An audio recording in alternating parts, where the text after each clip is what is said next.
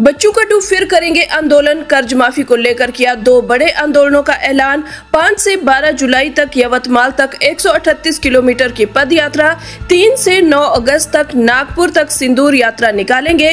रामटेक से दीक्षा भूमि तक कार्यकर्ताओं के साथ पैदल मार्च। 9 अगस्त को आंदोलन का समापन और पीएम मोदी व सीएम फडणवीस के चित्रों को राखी बांधकर संदेश देंगे।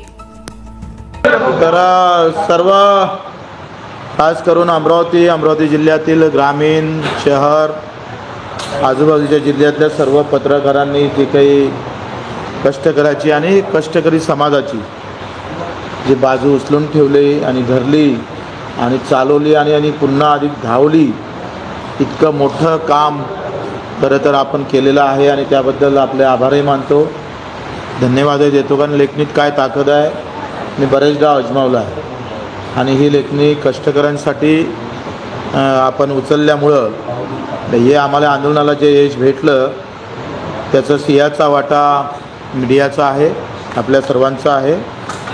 आणि ज्या उद्देशातून आम्ही हे एकंदरीत आंदोलन सुरू केलं होतं, तर देशामध्ये धार्मिकता आणि त्याची कट्टरता हे तुम्हाला नेहमीच पाहायला भेटतं। महाराष्ट्रामध्ये ओबीसी आणि मराठा अशा लढाया आपण पाहतोय। जातीत हा महाराष्ट्र लढताना आपण पाहत आहोत आणि अशा या सगळ्या वातावरणामध्ये माझा काम करणारा गावातला शेतमजूर असू दे, शेतकरी असू दे, दिव्यांग बांधव असू दे, विधवा भगिनी असू दे, जे काम करणारे लोक आहे, अर्थात तुम्ही पण त्याच्यात आहे। इथल्या कॅमेरा मॅनपासून तर हातानं लिहिणाऱ्या पत्रकारापासूनची लढाई जी आम्ही हाती धरली, त्या लढाईला प्रचंड यश आम्हाला भेटलेलं आहे। पहिलं यश आहे का आम्ही महाराष्ट्राला, हिंदुस्थानाला दाखवून दिलं का आम्ही या लढ्यासाठी जिवंत आहोत आणि हा लढा आम्हाला जिवंत ठेवायचा आहे, त्याच्यात आम्ही यशस्वी झालो आहोत। दुसरं असं का हा जे काही ओबीसी मराठा आणि धार्मिकता या देशामध्ये माजून महत्त्वाच्या मूळ प्रश्नावर बगल देण्याचं काम काही राजकारणी लोकांनी केलं, त्याला ते वातावरण संपुष्टात आणण्याचं कामसुद्धा या आंदोलनानं, अन्नत्याग आंदोलनानं आम्हाला मोठं यश त्याच्यात प्राप्त झालेलं आहे। जो महाराष्ट्र ओबीसी मराठा म्हणून ओळखत होता, हिंदू मुसलमान म्हणून दंगलीच्या भाषा बोलत होता, तो महाराष्ट्र शेतकरी मजुराचा, दिव्यांगाचा आवाज म्हणून आता खरं तर तो आवाज या महाराष्ट्रात येत आहे। ही या आंदोलनातील सगळ्यात मोठं यश आहे। आता सरकारनं एकंदरीत दिलेलं आश्वासन, मला माहिती आहे आम्ही का कॉमेंट्स पाहतो, काही ना लोकांना काही आमच्यावर विरोधात लिहिले, त्याचंही स्वागत करतो, ते लिहिलंच पाहिजे आणि विरोधात लिहिलं नाही तर मग काय त्या आंदोलनाला धार उपलब्ध होत नाही, चुका कळत नाही, मग त्यांचंही आभार मानतो। आणि ज्यानं चांगलं लिहिलं, खूप चांगले लेख लिहिले, मतदारचा लेख मी वाचला, अधिक बाकीच्याही पत्रकारांनी, तर त्यांनी जे काही लिहिलं त्याच्यामुळं आम्हाला प्रचंड ऊर्जा आम्हाला भेटली आणि या ऊर्जेतून आम्ही पाहतोय महाराष्ट्राचं सरकार नमलं। तुम्ही जर 2 महिन्या अगोदरचे जर बयान पाहिले अजितदादाचे, तर कोणं दिल्ली कर्जमाफी, कोणं म्हटले होते कर्जमाफी, असे म्हणणारे अजितदादा म्हणायला लागले, हो आम्ही समिती गठीत करतो, समिती गठीत करून त्याचा अहवाल सादर झाल्यावर कर्जमाफी करतो। हे आंदोलनातलं आमचं ते म्हणणंच होतं का जे मौन पाळून सरकार आहे कर्जमाफीवर, ते आले, आम्ही बोलावलेलो आणि ते सरकार बोललं। काल फडणवीस साहेबांना पण कबूल केलं तर योग्य वेळी आम्ही कर्जमाफी करू, पण आम्ही ते म्हणतोय ही याच्यापेक्षा अधिक कोणती योग्य वेळ आहे ते फडणवीस साहेबांना समजून सांगावं ना। तुमचे विधानसभेतले भाषणं देवेंद्रजी आम्ही ऐकले आहे, तुम्ही जेव्हा विरोधी पक्ष नेते होते तेव्हा सरकारला सांगत होते का शेतकऱ्याच्या आत्महत्येपेक्षा अधिक कोणते कामं महत्त्वाचे आहे तुम्हाला। आज बजेटमधलं एखादा हेड कमी जास्त केला आणि त्याला 2 महिने 6 महिन्यानंतरही ते काम केलं तर काही अडणार नाही, पण शेतकऱ्याच्या कर्जमाफीवर तर जर तुम्ही लगेच निर्णय घेतला नाही तर लाखो आत्महत्या आमच्या समोर येईल, असे म्हणणाऱ्या फडणवीस साहेबांना आमचं पुन्हा आव्हान आहे। त्यांच्याकडून अपेक्षा आहे, लोक काही जरी म्हणत असेल तर फडणवीस साहेबांवर आम्ही पुन्हा विश्वास ठेवलेला आहे आणि त्यांच्याकडून अपेक्षा आहे का ही कर्जमाफी योग्य वेळ म्हटल्यापेक्षा या तारखेच्या आतच आम्ही करतोय, असं येणाऱ्या अधिवेशनात तुम्ही जाहीर केलं पाहिजे आम्ही श्रेयाची लढाई लढत नाही, ही खऱ्या अर्थानं आवश्यकतेची आणि गरजेची लढाई आहे. आज आम्ही 6 महिन्यातल्या जानेवारीपासून तर आत्तापर्यंत 6 महिन्यात 1000च्या वरती आत्महत्या झाल्या. पाय घासून घासून शेतकरी मरतं आणि तरीसुद्धा तुमची योग्य वेळ येत का नाही, हा पुन्हा प्रश्न आहे. पण या सगळ्या गोष्टी आमच्या दिव्यांगाच्या पगाराच्या वाढ असेल, मानधनाची वाढ असेल, शेतमजूर असेल, काल मिटिंग झाली, भरत गोगावलेनं अतिशय पॉझिटिव्ह घेतलं.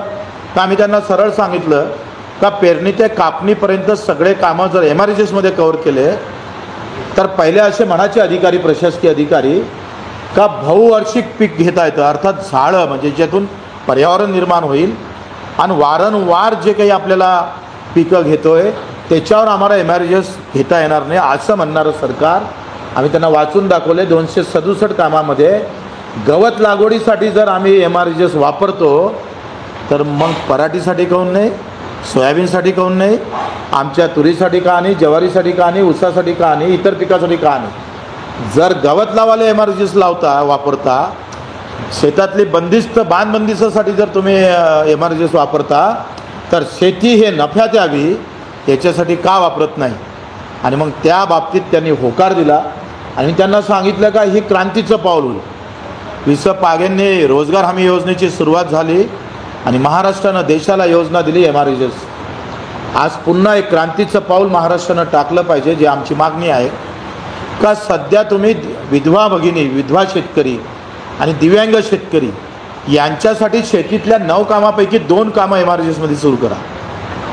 एक नवीन खऱ्या अर्थानं अध्याय सुरू होईल आणि त्यांनी हे कबूल केलं का आम्ही लगेच कॅबिनेटसमोर हा प्रस्ताव आणू. या MRHSमधल्या मजुराची मजुरी जर पाहिली तुम्ही तर कधी 2 रुपयानं वाढली, कोणत्या वर्षात 3 रुपयानं वाढली, कोणत्या वर्षात 5 रुपयानं वाढली आणि आता ही मजुरी 312वर आली. आता ह्या 312मध्ये MRHSमध्ये काम करणाऱ्या मजुराचा आवाज कोण बनणार आहे, त्याच्यासाठी कोण लढणार आहे. तो सगळ्या जातीत आहे, धर्मात आहे, पंथात आहे, पक्षात आहे आणि त्याच्यासाठी आम्ही 500 रुपयाची मजुरी मागितली आहे. त्यांनीसुद्धा हे कॅबिनेटसमोर प्रस्ताव ठेवणार असं म्हणून सांगितलं. संत्रा, आंबा आणि यासाठी 3+5 ही योजनासुद्धा आम्ही आग्रही आहोत. आणि बाकी मेंढपाळाची आज कलेक्टरनं प्रायोगिक तत्वावर ह्या जिल्हा मेंढपाळांसाठी चारायुक्त जिल्हा कसा करता येईल.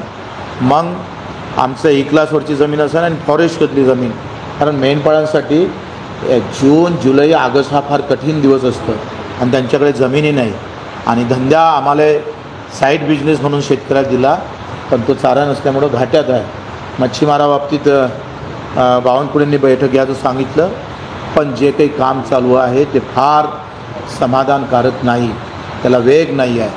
आणि म्हणून आम्ही एक यात्रा 5 जुलै म्हणजे माझ्या जन्मदिवसापासून डॉक्टर पंजाबराव देशमुख यांच्या गावापासून ही यात्रा आम्ही सुरू करू 1 वाजता आणि तिथून यवतमाळचं खडका, कोणतं गाव आहे, चिलगावान, जिथं पहिली आत्महत्या शेतकऱ्याची झाली त्या गावापर्यंत ही यात्रा 7-12 कोरा यात्रा आम्ही काढणार आहोत. ह्या यात्रेत आम्ही पायी चालणार आहोत. 150 ते 200 किलोमीटर एकूण यात्रेचा प्रवास राहील आणि पुन्हा शेतकऱ्यांसोबत संवाद साधून आता आत्महत्या नाही, लढणं शिकावं. माझ्या शेतकऱ्याच्या आत्महत्या थांबल्या पाहिजे. 6 महिन्यात 1000 लोकांच्या आत्महत्या ही लहान गोष्ट नाही आहे, तुमच्या आमच्यासाठी मोठी गोष्ट आहे आणि मोठी दर्दनाक आहे. 200 प्रवासी विमानातले मरण पावले, फार वाईट झालं, पण त्यांचा पुढचा बावनकुळेंना 3 डाव 4 डाव आला असेल 10 मिनिटाच्या भाषणात. पण 1000 आत्महत्या त्यांच्या या 6 महिन्याच्या कारकिर्दीत मरण आत्महत्या झाला. माझा शेतकरी पाय घासून तळफू मेला, त्याची आठवण मात्र बावनकुळे साहेबांना झाली नाही, त्याचं दुःख आहे. आणि म्हणून हे दुःख कायमचं नष्ट व्हावं. माझ्या शेतकऱ्यांना आत्महत्या करूच नाही त्यासाठी सुद्धा आम्ही पायपीट करतो. जो शेतकरी अन्नत्याग आंदोलनाला आम्हाला भेटायला आला आणि आम्हाला ताकद दिली, त्या शेतकऱ्याला आम्ही आता संवाद साधून संवाद आणि संवेदना जाणून घेऊन या पदयात्रा आम्ही सुरू करणार आहोत. त्याची सुरुवात त्याला आपली तुमची सगळ्यांची मदत लागणार आहे.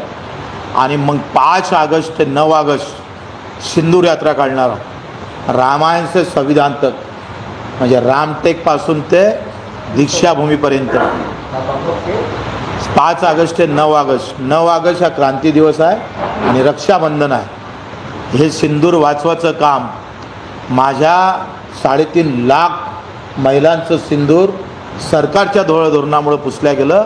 ते सिंदूर पुसण्याचं वेळ येऊ नये। दीक्षाभूमीवर आम्ही 9 ऑगस्टला मोदी साहेब आले तर फार चांगलं, देवेंद्रजी आले तर फार चांगलं, त्यांचे प्रतिनिधी आले तर त्याच्यापेक्षा चांगलं, नाही आले तर त्यांच्या पोस्टरला आम्ही सगळ्या आत्महत्याग्रस्त भगिनी राखी बांधून त्यांना आम्ही आवाहन करणार आहोत। आणि मग या 2 यात्रेची आम्ही आता त्याची पूर्ण बांधणी केली। सरकारला कुठल्याही परिस्थितीत आम्ही मांडलेल्या मुद्द्यापासून बाहेर जाऊ देणार नाही, काही झालं तरी 72। अन्नत्यागानंतर पुन्हा एक अहिंसेची लढाई, पुन्हा आम्ही पाहतोय आत्मसमर्पित लढाई आम्ही लढतोय आमच्या कार्यकर्त्यासह, शेतकऱ्यासह। त्या लढाईला आपण सर्वांनी सहभाग द्यावा अशी विनंती करतो आणि थांबतो। आत्ताच राहुल गांधींनी एक ट्विट केलेलं आहे, मुख्यमंत्री देवेंद्र फडणवीस यांच्या मतदारसंघात 5 महिन्यात तब्बल 8% मतदार वाढलेले आहेत, कसं पाहताय? मला वाटते हा फार संशोधनाचा विषय आहे आणि फार तितकाच मला वाटते गंभीर पण आहे। लोकशाहीमधलं सगळ्यात महत्त्वाचा पैलू हा मतदान आहे आणि मतदान जर अशा पद्धतीनं झालं तर लोकशाही खतम व्हायला वेळ लागणार नाही आणि त्यासाठी आम्ही सगळे या गोष्टीसाठी सोबत राहू असं मला वाटते। कुठलंही सरकार करत असेल, कुठलाही पार्टी करत असेल तर या भारत देशाच्यासाठी ते मला वाटते फार गंभीर राहील। येणारा जो काळ आहे तो मला वाटते फार घातक परिस्थितीनं समोर जाऊ शकतो। मला वाटते सगळ्यांनी हे लढाई लढली पाहिजे आणि निश्चितच आमचं समर्थन आहे।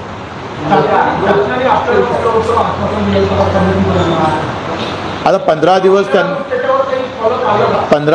सांगितलं। काल उदय सावंतजीचा फोन आला होता, बावनकुळेचा फोन आला होता। ते म्हणत होते का सोमवार मंगळवारी आज आम्ही बसून ते समितीचं हे करतोय, पाहू वाट पाहू, नाही तर आंदोलन तर काही थांबवलं नाही आपण। नाही मग आश्वासन नाही सोडायला नाही तर मग काय करायला पाहिजे? म्हणजे 50 शेतकरी आमचे मानवते मरू द्यायचे होते, मलाही दफन व्हायचं होतं किंवा मग कार्यकर्त्याला चक्काच्या मांदोळ करून गुन्हे दाखल होऊ द्यायचं होतं असं म्हणायचं आहे का तुम्हाला? कसं आहे, मी 182 शासन निर्णय काढले दिव्यांग आंदोलनात। मला आंदोलनातली PhD आहे। जेवढे आंदोलन बच्चू कडूंना महाराष्ट्राच्या धर्तीवर आणि देशाच्या धर्तीवर केले तेवढ्या आंदोलनाचा इतिहास या महाराष्ट्रात कोणाचाही नाही आणि सक्सेस रेट 80% वर आहे आंदोलनाचा। त्याच्यानं 182 शासन निर्णय काढणारा आणि देशातलं पहिलं दिव्यांग मंत्रालय निर्माण करणारा एक आंदोलक म्हणून बच्चू कडू आहे। सरकारला आम्ही सोडणार नाही। 13 महिने आंदोलन चाललं पंजाबच्या शेतकऱ्यांचं, 750 शेतकरी मरण पावले आणि तेव्हा 3 कायदे कमी झाले। दुसरी बाजू आंदोलनाची पाहिली तर तेवढी असफलता दिसून येते, हे पण लक्षात घ्या। आणि म्हणून आंदोलन थांबवणं म्हणजे फसवणं होत नाही आणि फसवलं बच्चू कडूला फसवणार नाही सरकार आणि शेतकऱ्याला फसवलं तर मग मतदानाच्या पेटी त्याला दाखवल्याशिवाय राहणार नाही।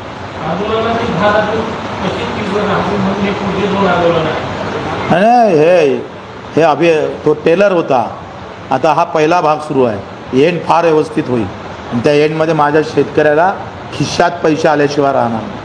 जे धीरू अंबानीच्या आणि तब्बल 100-200 व्यापाऱ्याच्या खिशात जाणारा पैसा माझ्या गरिबाच्या खिशात पैसे आणून दिल्याशिवाय राहणार नाही। त्याचं एक उदाहरण पहिलं सांगतोय का सातत्यानं बच्चू कडूंना विधानसभेत त्यासाठी केलेलं होतं आंदोलन का शहरात 2.5 लाखाचं घर देता आणि गावातल्या लोकांना फक्त 1.25 लाखाचं घर देता। या सगळ्या आंदोलनातल्या ती मागणी आमची होती। आज 2 लाखाचं घर माझ्या शेतकऱ्याला ग्रामीण भागातल्या 50,000 सरकारला आम्ही वाढायला लावले, 50 ते 70,000 वाढायला लावले आणि आत्ता गरिबाच्या खिशात पैसे आणून देण्याचं काम, पुण्याचं काम आम्ही केलं। त्याच्यात तुमचंही पुण्य तेवढंच महत्त्वाचं आहे। लोकांच्या घरात पैसा झेंडा दाखवून सत्तेत येणाऱ्या पार्ट्याला आम्ही सांगू का हा झेंडा उचलू आणि तुमच्या तिजोरीतला पैसा गरिबाच्या घरापर्यंत नेल्याशिवाय राहणार नाही, हा आमचा बाणा आहे। आणि हा बांधण्यासाठी आम्ही काही पण कुठेही पण आणि कुठल्याही स्तरावर आंदोलन करायला तयार आहोत.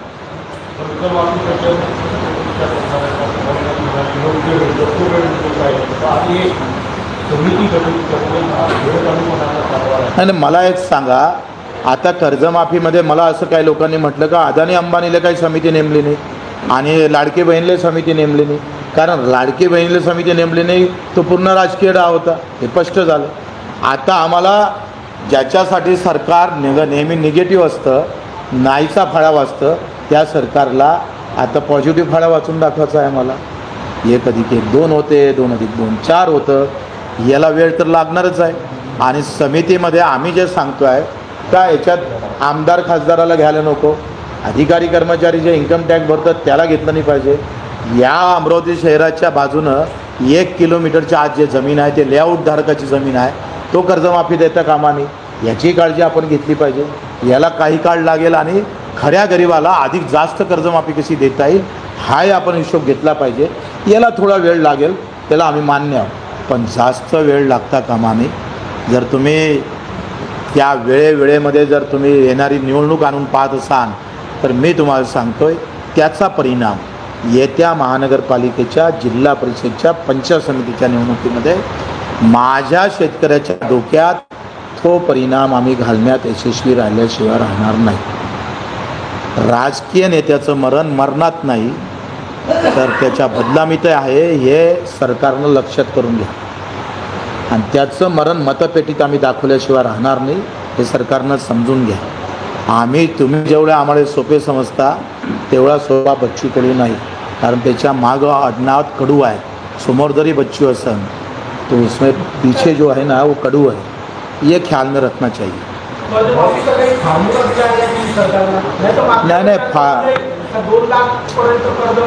नाही 7-12 कोरा म्हटलं आहे आणि आमची यात्रा 7-12 कोराची आहे.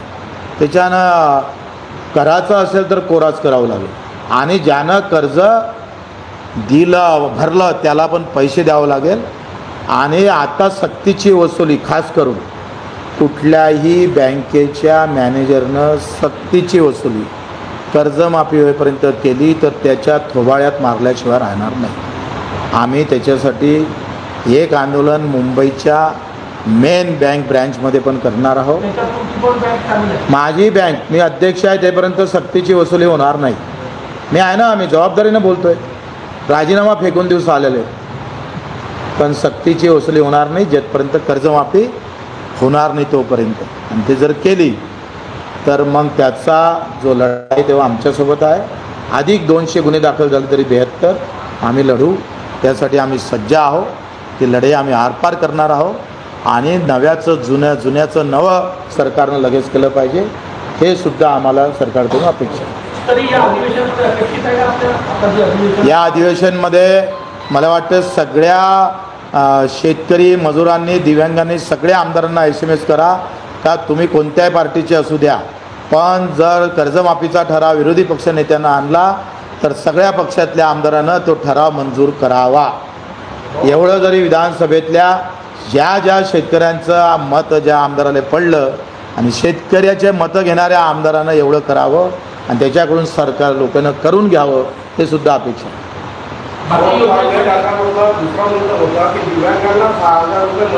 हां, पण ॲक्च्युअल आजपर्यंत म्हणजे 8 महिन्यापासून दिव्यांगांचे अजूनही पैसे आलेले नाही. हां, बरोबर आहे. काही त्याच्यातले आपल्या जर जिल्ह्यातले जर पाहिले, अमरावती जिल्ह्यातले, तर 60-70% लोकांनाच पैसे आले. तिचं DBT झालेलं नाही आहे. पण मागच्या मीटिंगमध्ये फडणवीस साहेबांना म्हटलं होतं का तुम्ही जर एका महिन्यात जर झाले तर आम्ही मुख्य सचिवावर कारवाई करू, त्या संबंधित सचिवावर कारवाई करू. वाट पाहतोय फडणवीस साहेबांची.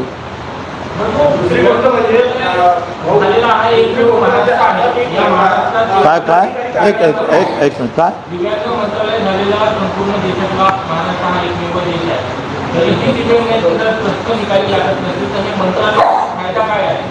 नाही, माझं काय म्हणणं आहे, व्यासपीठ आपण तयार केलं. मंत्रालय म्हणजे व्यासपीठ आहे. मला हे बसायला खुर्चीच नसते तर हे तुमचे कॅमेरे राहिले नसते, मला बसता आलं नसतं. आता बसायला आम्ही खुर्ची निर्माण केली.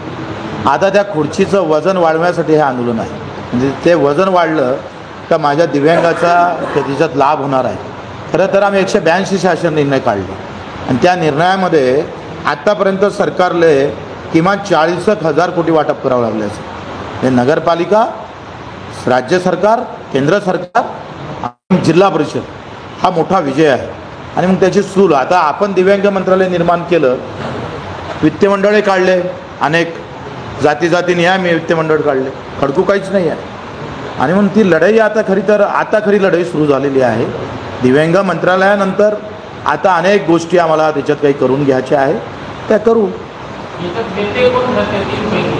काय आहे का फडणवीस साहेबांचंच वाक्य आहे का बजेटमधला निधी जो येतं तो टेंडर निघणारा निधी किती आहे आणि बगैर टेंडरचा निधी किती आहे, त्याच्या तरतुदी कशा आहे.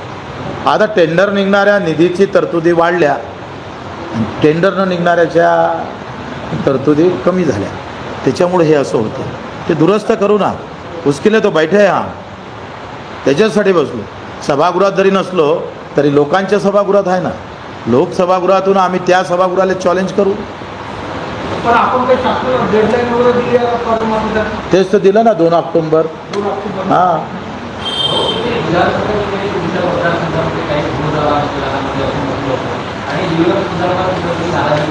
कायच्या बाबतीत? हां,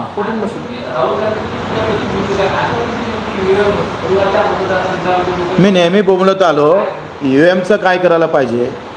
जर खरे मर्द असन तर हे जर मर्द असन आणि याचा कोणाचाही आता बोलू नये तो बदलला नसन तर, आणि हे खरे राम भक्त अगर होंगे, कारण हे काँग्रेसचं पाप आहे भाऊ EVM, आणि भाजपनं त्याचा वटवृक्ष केला आहे. हे जर पाप आमच्या हाती आलं नसतं देशात तर आज हे बोंबलाची गरज राहिली नसती. माझं काय म्हणणं आहे का मशीन तशीच राहू द्या, EVM मशीन, पण तो VVPAT येतो ना आपल्या हाती पांढरा, तो आपल्याला दिसते, हाती नाही येत, तो हाती आला पाहिजे. त्याच्यावर बॅलेट क्रमांक असला पाहिजे आणि आपली सही असली पाहिजे आणि तो VVPAT बाजूच्या मतपेटीत टाकला पाहिजे. म्हणजे इकडे मोजणी करा आणि काही संशय असेल तर मतपेटी मोजा, एवढं साधं करायचं आहे. सरकार डरती आहे. सरकार, तुम्ही सांगा, सरकार मुगरुरीनं, म्हणजे ते काय म्हणतं, एखाद्या तानाशाही कासारखं वागतं. त्यांना माहीत आहे का मतदानाची मशीनच आमच्याजवळ आहे, तुम्ही बोंबला किती बोंबला तर.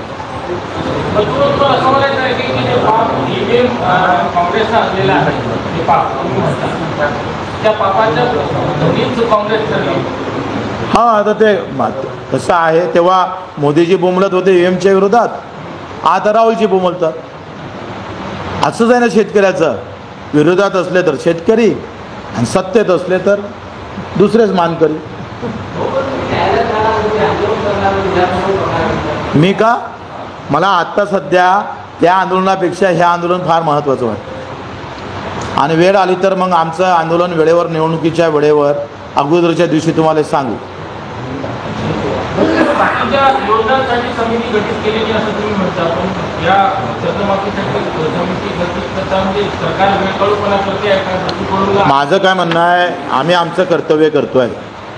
माझ्या शेतकऱ्याला माझ्या आंदोलनानं दिलासा देण्याचं काम करतो आहे, त्याला त्याचा आवाज बनण्याचं काम करतो आहे, त्याला एकत्रित करण्याचं काम करतो आहे, आणि त्यामधून आत्महत्या कमीत कमी होणार नाही हाही प्रयत्न करतो आहे. आता सरकारनं कर्तव्यापासून जर दूर झालं, आम्ही शांततेच्या आंदोलनात जर सरकार तयार होत नसेल आणि जाणीवपूर्वक आम्ही हिंसेचं आंदोलन करावं असं जर षडयंत्र जर सरकार करत असेल तर त्याचं पाप सरकारला भोगावं लागेल.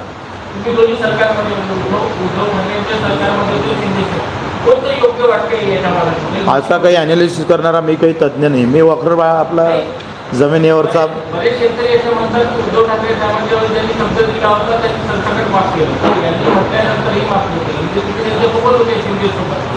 छत्रपती कर्जमाफी योजना, नंतर महात्मा फुले कर्जमाफी योजना दोनही आल्या आणि दोनही योजनेतली आजही 25% रक्कम शेतकऱ्याच्या खात्यात गेली नाही.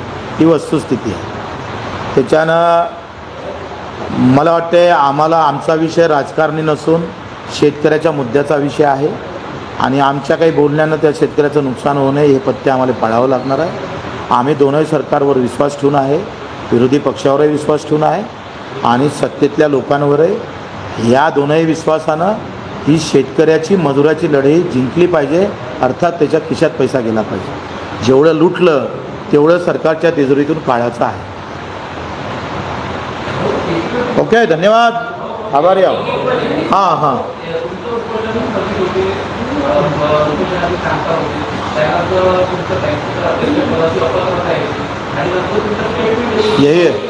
यही तो मज़ा है.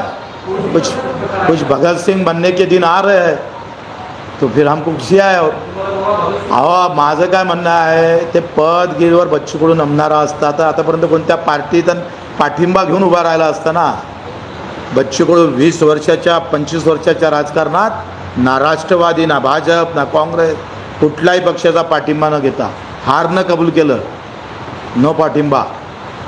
त्याच्यानं ही लढाई माझ्या शेतकऱ्याच्या अस्तित्वाची आहे. त्यासाठी आमच्या शरीरावर जर घाव जरी टाकले, बंदुकीच्या गोळ्या जरी चालवल्या, बच्चू कडू हटणार नाही. माझ्या बापाला वाचवायचं आहे. तुमच्या आमच्या धामणीमध्ये जे रक्त वाहतं ना, तो माझ्या शेतकरी अन्नदात्या शेतकऱ्यामुळं वाढतं, त्या मजुरामुळं वाढतं, हे लक्षात ठेवा. आणि म्हणून हे पाप जर सरकार कोणी करण तर यांना एवढे आम्ही पाहतोय, ते म्हणतं ना कोणतं खजूर होतं ढुंगणाले, तसे झाल्याशिवाय राहणार नाही.